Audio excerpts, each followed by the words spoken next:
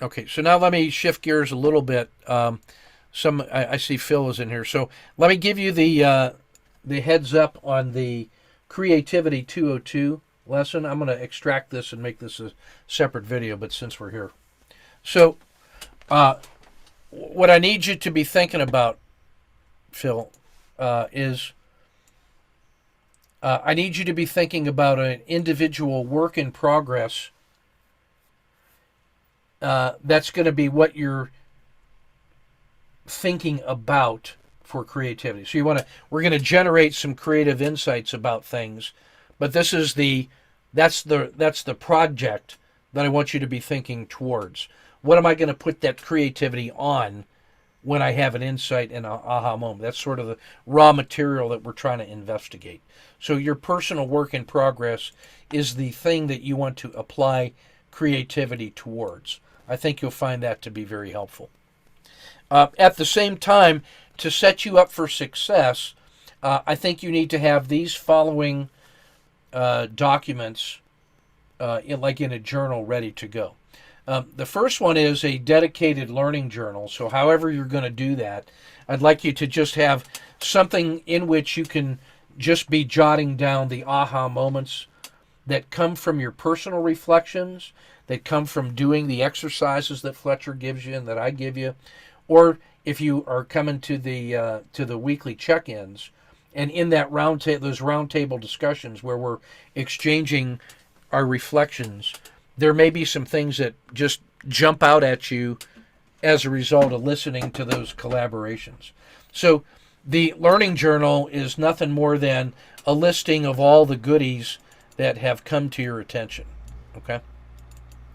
Um, the second thing is some of those learning moments, some of those aha things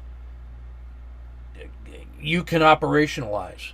And you can say, oh, as a consequence of that insight, I now have an idea of something I want to do, like a SMART goal: specific, measurable, action-oriented, relevant, within a certain time frame. So sort of a commitment to action whenever it's time. So that's a separate list that you're going to continually prioritize as you go through the course. You always have a working to-do list for action, which is a subset of that learning journal. And then I think you need what I would call a dedicated project management journal for your work in progress.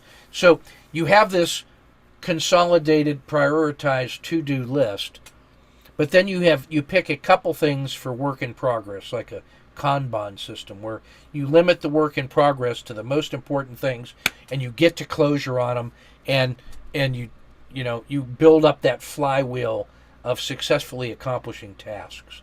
So I would keep track of that as sort of my work in progress and work completed. So now when you put those three journals together, you have the thing that's collecting all of the aha moments for work later on. That's raw material that's going on the shelf. Then there's a list of specific action tasks that you've given to yourself in a working priority list that makes sense. And then you limit yourself to a couple things that are the most important that you want to crush and get those things done. And then that's what your project management journal is, the record of work in progress and work completed. And what that will do is build up the habit of, like a bullet journal or Atomic Habits from James Clear, is that flywheel effect of getting things done. So think about your work in progress and setting up those learning documents. So the work in progress is literally the thing that your creativity, intentions, and explorations are going to be about, the aim for your actions. So now the course on Rizuku is built in the following way. There's 30 lessons that we'll do one a week, like a metronome. And so there's actually a total of 32 lessons. There's an introduction lesson and a conclusion lesson. And then the 30 lessons are the meat of this thing. And each one of those lessons has the following components. There's going to be a short less than 1 page reading from Fletcher where he's going to tell a story about military history or some historical event that has that features somebody doing something creatively that can shed light on our world.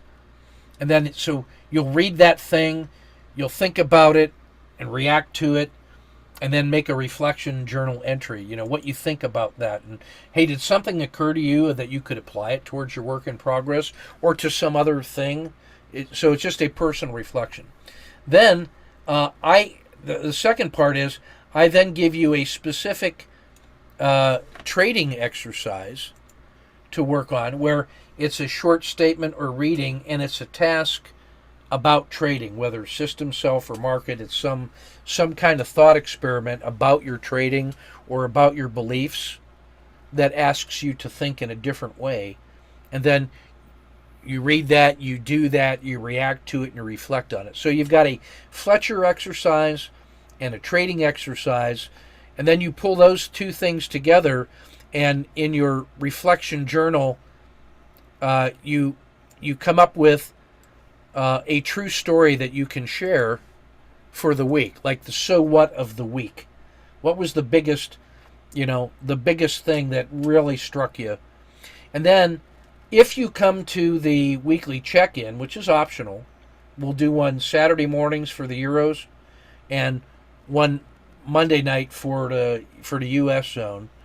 And if you want to, you come to that, and I'm going to discuss over here how we're going to run that, the in-person review. I think that could be the most powerful part of the whole experience. But that's a big commitment. So if you come to that collaborative weekly session, I want you to bring a 2 to 3 minute true story about your reflections from that week and your work in progress. What was the single biggest thing that really just struck you? And you're going to tell that in 2 or 3 minutes, and everybody's just going to shut up and listen, and we're not going to critique you, judge you, advise you, process you, recommend you, shape you, and mold you.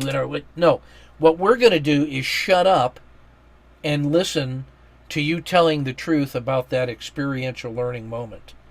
Because we will have all done the same thing. We will have emptied our bowl as best we can into that story that we're going to tell. And so we're sitting there, a bunch of empty bowls, just ready to receive the aha moment, the true story that you tell. And then that's going to resonate with us. And we're going to practice just sitting there and shutting up for 30 minutes or 45 minutes. Then when we hit the gong and the sacred story space is over, then we're going to talk about the things that reflected with us, and we're going to have some coffee talk and say, that really resonated with me, and here's what I think, and there's going to be some cross-talk, and it'll be really powerful. There will be some a small team debrief where you're telling your little stories, and one person's going to come back and debrief that to the large group, because we could have 20 or 30 people in there. So we're gonna go through this agenda. I'm not going to cover it right now because I think it's pretty straightforward. But that's going to take anywhere from 60 minutes to 90 minutes. It's a concise meeting that has everybody doing their homework, coming in with a story to tell, and it's just a powerful story, one after another. Here was my insight, and here's why it's amazing, and here's what I think, and bam. And we're going to exchange those stories without judgment and just sit in silence a little bit with that truth. Then we will process it after we leave the sacred story space. And then you leave that session not only having practiced telling the truth and listening to the truth of others, but you got all these other learning journal things that will have occurred from that little session. If you do that every week for 30 weeks, I don't know which one of those things is going to be the most transformational, but I defy you to go through 30 weeks of that and not have a couple ideas that will just blow you away. And so that true storytelling circle is based on these principles of true storytelling, that we come there for the express purpose of telling the truth as best we can, to listening the truth of others, to have a collaborative work session in which we make room for everybody to tell their truths, where we explore differences in plots to say, how could I reshape that story from my past into a new story by altering pieces of the plot, or by monkeying around with timing? And what can I do to help the new stories along of others and to receive help from them? How can I adjust the set and the setting to change the conditions so that story can take on a new form, and then reflecting about the true story experience that we just had? All of that is done inside an environment that leverages a safe space with people that we trust, in a spirit of truth-telling and truth-listening, and from that collaboration, inevitably, opportunity arises. So that's gonna be the essential idea behind the in-person collaborations. So what I would say is that for this Creativity 202, you don't have to master all 30 lessons to suddenly get the magic of creativity. Any one of those lessons, any one part of those lessons, whether it is the Fletcher experience, my experience, your reflection on the work you did, or the exchanges that you hear inside the collaborations, one of those four things might be the thing that becomes transformational somewhere in that course. And you do that 30 times, the opportunities to strengthen your creativity muscle are extraordinary. And you'll never really look at the stories of your past the same way. And you won't look at collaboration the same way, has been my experience. Now, in addition to those courses, you get the Resilience 101 and the Creativity 101 courses, which are self-paced. I'm not planning on facilitating those, but it might be that if, as you go through those, that something amazing happens as a result of taking those courses. I just think both of those are pretty good introductions to those mindsets. The Creativity 101 is not as, kind of all in and challenging as Creativity 202, but there's some good ideas. And while we're waiting for that June start date, it wouldn't hurt you to kind of glance through there and get warmed up on some of those ideas. They will do you no harm. And that's the traditional creativity course that I used to teach for the Army officers that was very well regarded until we started using the Fletcher treatment. So I actually use Creativity 101 to get them warmed up, and then Creativity 202 for guys that are kind of all in on the experiential learning opportunity, and it has some profound impacts. So that, in a nutshell, is kind of what the Creativity 202 is going to be all about. Get you a work in progress to think about what you want to do your creativity on. Get your learning journal set up now. Take a running start at Creativity 101 and Resilience, and maybe start getting a read ahead on 202. We will start on the first check-in is going to be June 12th on a Sunday morning, or June 13th for the Monday evening as the first official weekly lesson of the 32 that are in the course. That gives some people time to set up, to listen to this, to get started, and to slowly get moving. And that's, that weekly check-in will take on its own a life of its own, if I can say it that way. So that's Creativity 202 in a nutshell.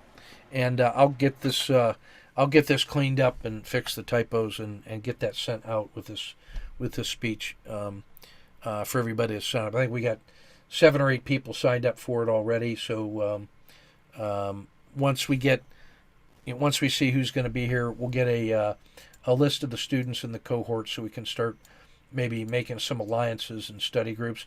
If there's people that you recognize in there, it's not a bad idea to have a small study group and work on some things together for accountability. And we find that's a pretty powerful way to get going. So that's what I want to say about Creativity 202. I'm open to your questions.